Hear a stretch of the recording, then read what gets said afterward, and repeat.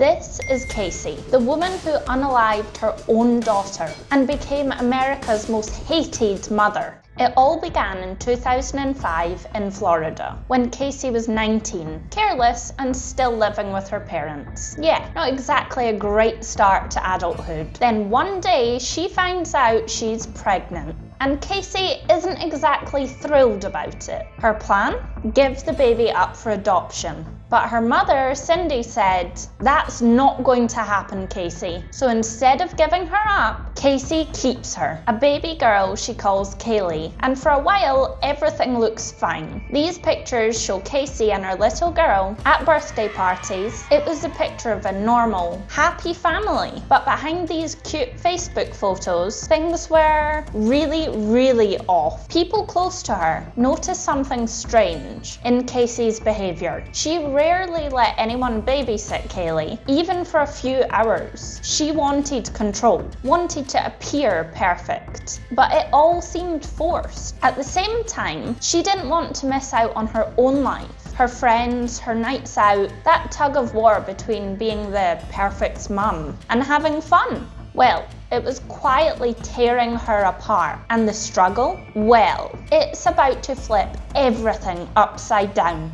After a few years, in 2008, Casey told her parents she got this full-time job and that some nannies got Caylee covered, so they don't need to worry. Except a tiny problem: there was no full-time job. The only thing full-time was her nightlife. And honestly, forget the perfect mum. She chose friends, bars, parties, living her own life. To support this new life, she spun lies, made up stories, and even forged checks just to keep her lies from falling apart. Then, out of nowhere, she told her mum that she was heading off on a work trip with Caylee. And just like that, she vanished for weeks. Because when you're broke, unemployed, and in trouble, sure, why not fake a business trip? That'll fix it. Meanwhile, her friends later testified she was out nearly every night, bars, parties, and even theme parks, while Caylee was supposedly safe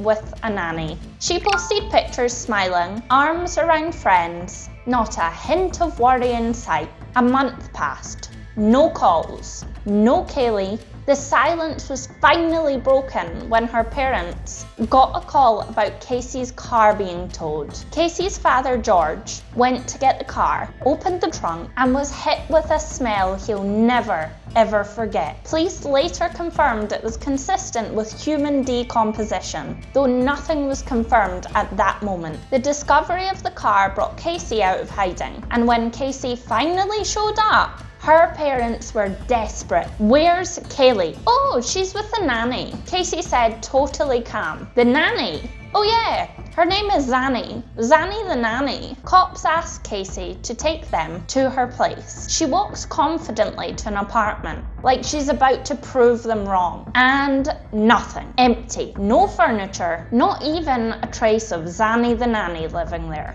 If you can take a second to like and subscribe, it would mean a lot. It's free and you'll become a bear today. Turns out, Zanny the nanny was completely made up. What a shock.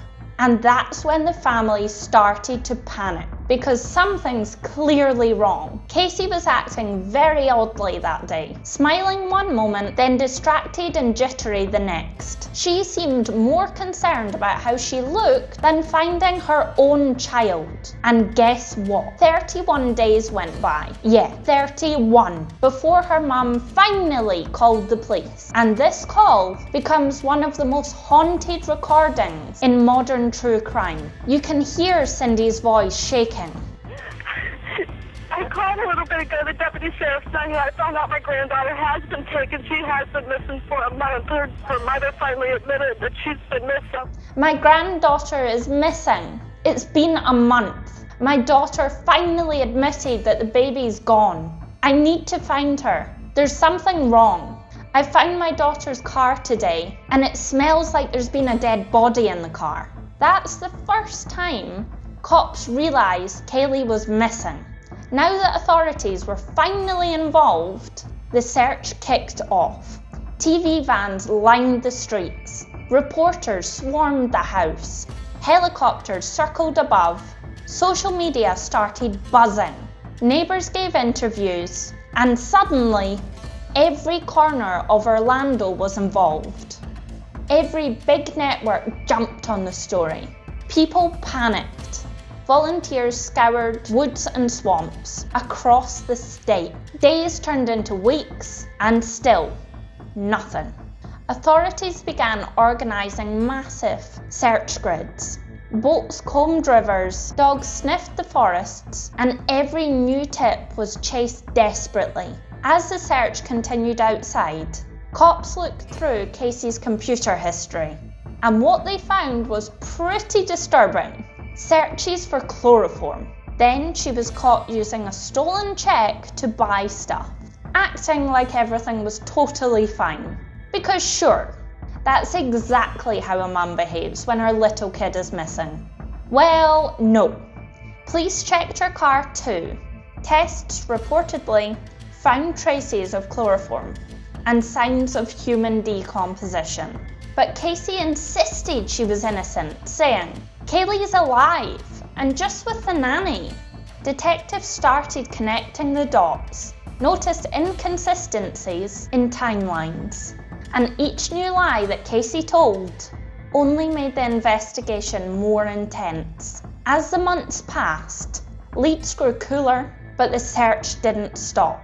Then 8 months after the initial disappearance, a worker was near some woods, less than a mile from the family house. He spotted a bag. Inside was Caylee, duct tape over her mouth. News anchors struggled to read the report. A 2-year-old gone. No one knew how. Families all over the country mourned. Candlelit vigils were held. Social media was filled with posts, and hashtags spread her name everywhere. People were shocked, heartbroken, and scared by what had happened. By 2011, Casey was charged with murder, but pled not guilty. Her lawyers argued that Caylee hadn't been killed. She accidentally drowned in the family pool, and that Casey's dad helped cover it up. Yeah, that's the story she told the jury. And with that shocking defence, the whole nation tuned in, hanging on every word. The trial dominated every screen across the country. Everyone stayed glued to the courtroom drama, turning it into a full-blown media spectacle.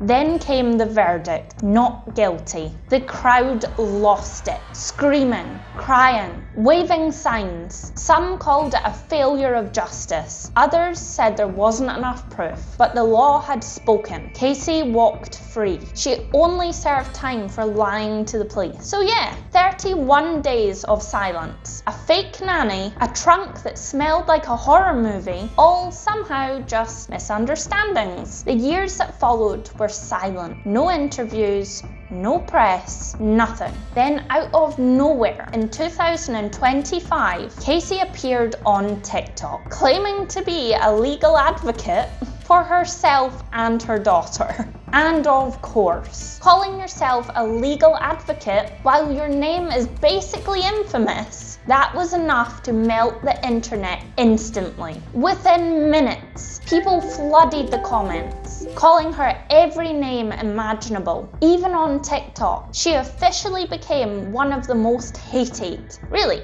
what did she expect? Like, alright everyone, it's your favourite controversial mum. Don't forget to like and follow. Because apparently, she thought this would win her fans. Of course, the internet was not impressed. People immediately started reacting. Comments, shares, debate. It spread like wildfire. The mother whose daughter's story remained unresolved had once again grabbed everyone's attention. And maybe that's why no one could look away. And now, every time she posts, no one cares about her TikTok fame. All they see is a story that never got closure. That's the thing about the internet. It never forgets.